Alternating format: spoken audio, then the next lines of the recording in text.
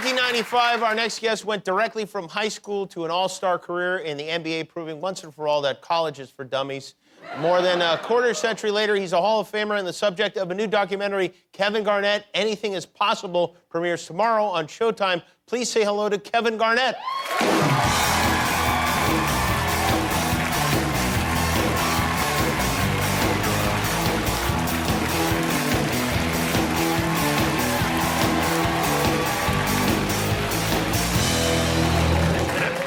I feel like a child when you're here. I really do. How you guys doing, man? Oh, by the way, last time you were here, we were actually over Zoom last time. Yes. We surprised you with one of your favorite musicians. Yes. And yes, tell the audience who that musician was so they don't think I'm kidding. Kenny G, man. Kenny G.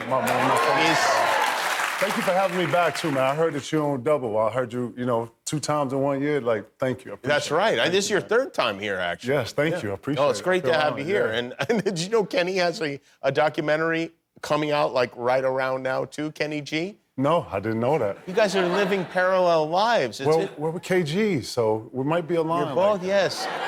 Kenny right? and Kevy G, yeah. Sound like a group, right?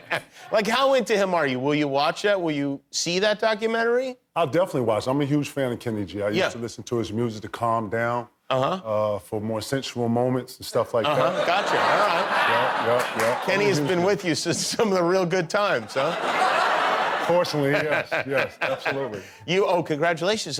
You were named to the NBA's 75th anniversary team. That is a 75 greatest players of all time. Yeah, thank you. Would you have been mad if you weren't named to that team? No. Not at all. I'm very confident with my book of work of what I've done in the league.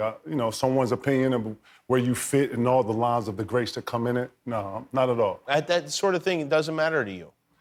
I didn't say it didn't matter. Oh. I just said I wouldn't be mad. But I'm very fortunate to be. I'm very humbled by it. So I'm very, very appreciative. I'm glad they made a documentary because you've had a very interesting life, even more so than, everybody who plays in the NBA has got something interesting about their life. But, coming out of high school and going right to the league, somehow you kept your high school basketball career a secret from your mother. Yeah. And your mother was super involved in your life. Yeah. Yeah. How old were you when she found out you were playing on the high school basketball team? She found out when I was a junior in high school. Junior in high school. So you've been playing, 2.5, almost 3 years? Well, I made it in 8th grade. I made varsity in 8th grade, and she was like, what? No, you're going to go to school. You're going to focus on education. I want you to get into these books. Another word with sports. That word with sports, right? And it was like, no. So she was really into education and wanted us to focus on. And we were Jehovah's Witnesses. We were very, very, very disciplined kids. You guys most of your events revolved around the church. The Kingdom Hall, as it's called. The Kingdom Hall, yes. And so when she found out that you were playing... she was very livid. How did she find out that you were playing? My mother was a beautician. And after years of working in a factory in 3M, she started her own business and started doing hair in the neighborhood. And one of the girls who I go to school with came in and got her hair done and was like, yo, I got to hurry up and get my hair done. I'm going to see Kevin play tonight. She was like, what? She's like, yeah, I'm going to see Kevin. You don't know, girl, Kevin's good. You ain't see your son? She was like, Kevin who? She was like, your son. And I'll never forget, I was in the layup line, kind of laying it up, and it was just typical another night against a rival, and it was a big night. And my mom walked in, my little sister, and I just almost pooped on myself, man. It was not good, Jimmy. It was not good. And then obviously she saw that you were good and committed to this. And No. Jimmy, no. It was not good. It was like, what are you doing? Oh, I'm gonna kill you, enjoy the game. Kind of went over. Fortunate enough, I had a good game, but I was livid after. But wow. As time went, she saw that I was very passionate about what I was talking about, and I was very committed.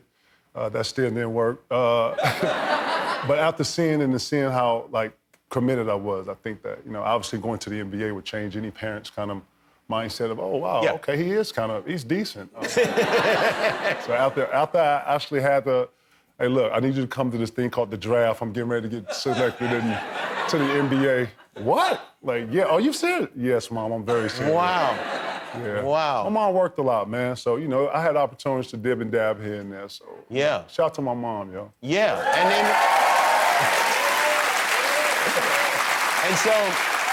And you get to the NBA, and you're being paid a lot of money, obviously, but you don't trust banks. More money than I was before, sure. Yeah. Yes, more money than you were making in high school. Yeah. And so you, instead of putting your money in the bank, what do you do with that money? Well, Jimmy, I was coming from Chicago. I'm from South Carolina. Shout to Chicago. Chicago is where I was kind of founded, you know, going through, you know, just living there.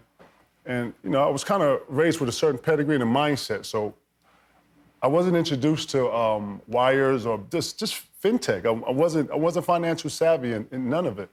And I didn't know about direct deposit. I didn't know none of this. And so when I would get my check, I'd go cash it and, you know, bring it home and I would put it under my mattress. So I did this for 2 years. You would take a check. How much was like your weekly check? I don't want to talk about how much money I had when we don't do that. But you would hand it to somebody, where? At a bank or a check cashing place? No, Jimmy, I would go to a bank, go into a bank, plenty of professional people with guards, and I would actually do the, you know, and they would give me my money, came in the bag, and I had a whole little system, and I would go home and put it under my mattress. For 2 years, I did that. What was the most, how much money did you have under that I don't want to talk about that, Jimmy. How you gonna make me do that, man? I had a girlfriend at the time, and the only thing I would say is, look, if you take money off and under here, just put the IOU under here so I know that, because I had it up here. I knew how much money was up there. Uh-huh. And then, you know, when you put money in here, I know how it was looking when I put it on here and I put it down. You know, I got a system to this. So when I would raise the mattress up and I see that the money was different, I knew that, you know, okay, somebody's been in here. And then shortly, obviously, I broke up with that female, but I looked on the mattress and I had a bunch of IOUs. It's time to put this in the bank, you know, it's time to change things. Let's go put this in the bank. Wow. Would you ever throw it on the bed and just like roll around in the money? I mean, I will say I did the Scrooge McDuck. And, you did. The Celtics are retiring. The Celtics are retiring your jersey in March, which is a great honor, obviously. The Celtics are one of the great franchises, second to the Lakers. But what amazes me is that, I mean, you are quite clearly far and away the greatest Minnesota Timberwolves player of all time. I mean, there's no question about it. How is it possible that the Celtics have seen fit to retire your jersey, but the Minnesota Timberwolves still have not? Well, if you know anything about the Boston Celtics, they're known for their championships and the way they do things. Uh-huh. They do things in a championship way. I see. And that's what I'm gonna say. Because I love the city of Minneapolis, and I'm not here to crap on anything, and someone has a franchise, and the way they want to run their franchise is up to them. Right. They have new owners, though, right? I don't know. I haven't been really keeping up with me. You haven't? I keep up with Cat. I keep up with the young fella Edwards, but no, not at all. Well, boy, thanks for coming. It's always great. I have a million questions. I wish I could ask them all, but many of them are answered in the documentary. Even if you didn't have the questions, they will be answered in Kevin Garnett. Anything is possible. If you want to see a man sleep on a pile of money, and who doesn't really? It premieres tomorrow on Showtime. Kevin Garnett, everybody. If you like that video, then put a ring on it. Click the subscribe button below.